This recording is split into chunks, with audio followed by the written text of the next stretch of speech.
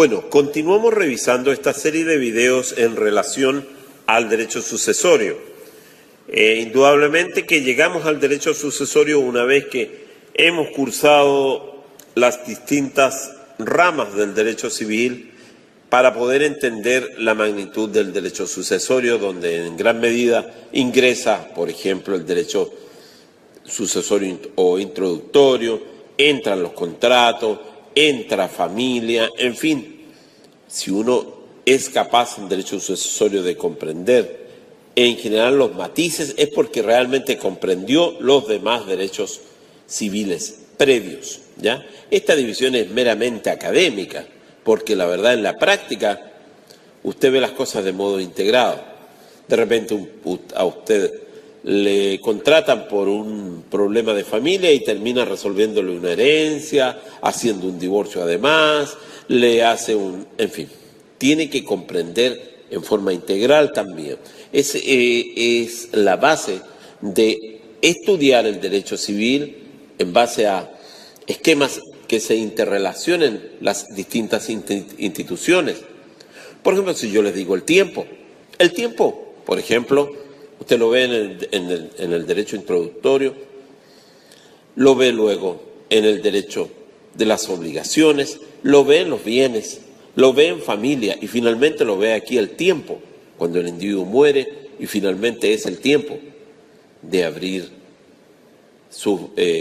abrir una determinada herencia o un testamento, en fin.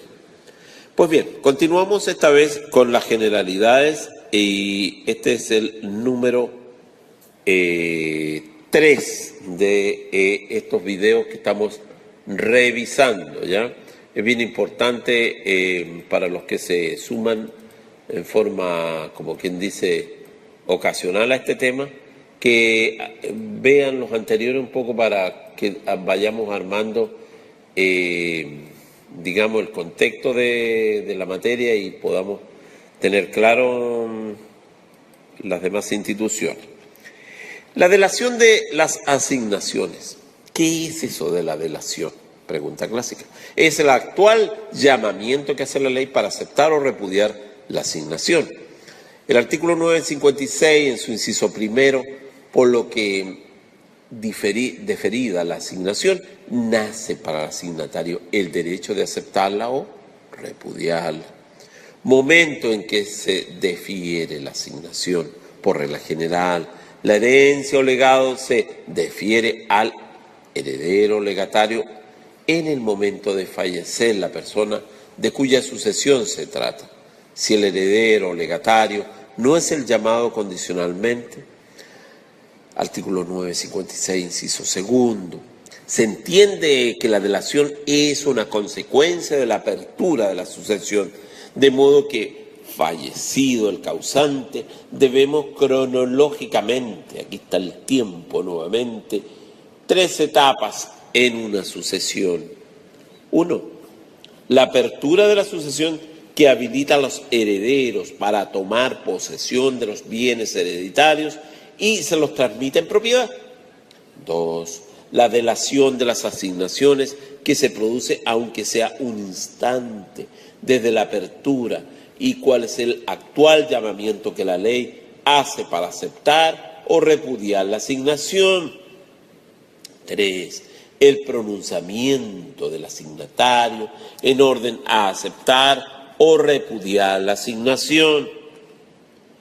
Sin embargo, como se menciona en el artículo 956, la delación puede ser condicional, en cuyo caso ella se defiere al momento de cumplirse la condición y respecto a ello es menester distinguir 3 situaciones. 1. La asignación está sujeta a condición suspensiva. En este caso, la asignación se defiere al cumplirse la asignación suspensiva. Por otra parte, la asignación está sujeta a condición resolutoria. Este tipo de condiciones es absolutamente inaplicable al caso, pues es absurdo llamar al asignatario a pronunciarse sobre la asignación en el momento en que se extingue su derecho a ella. Es por ello que en las asignaciones sujetas a condición resolutoria se vuelve a la regla general, o sea, la asignación se defiere al fallecimiento del causante. Por otra parte, la asignación está sujeta a condición suspensiva, que consiste en no ejecutar un hecho que depende de la sola voluntad del asignatario. Por ejemplo, no irse al extranjero, siendo una condición meramente potestativa, y por ello el 956, inciso tercero, dispone que la asignación se defiere en el momento en que de la muerte del testador, siempre que el asignatario dé caución suficiente de restituir la cosa asignada con sus accesiones y frutos, en cosa de contravenir la condición. Veamos otra pregunta clásica, y se los aseguro que les va a tocar cuando tomen su examen.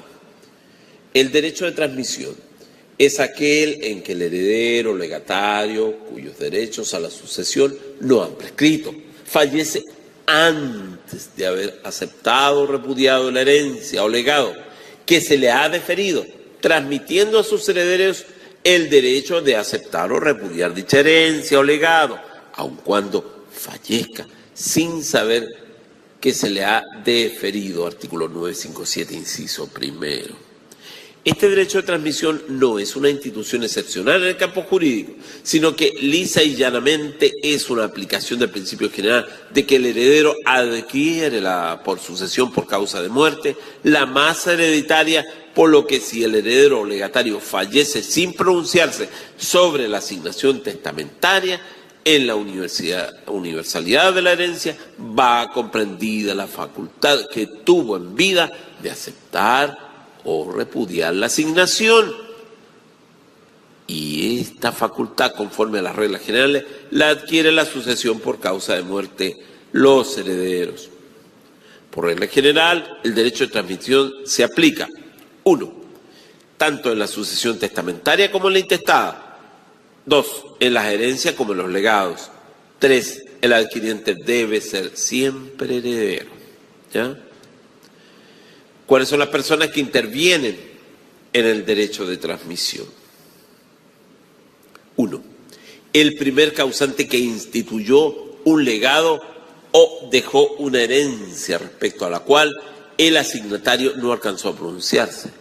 El transmitente o transmisor, a quien el causante dejó la herencia o legado y que falleció sin haberse pronunciado respecto de la asignación.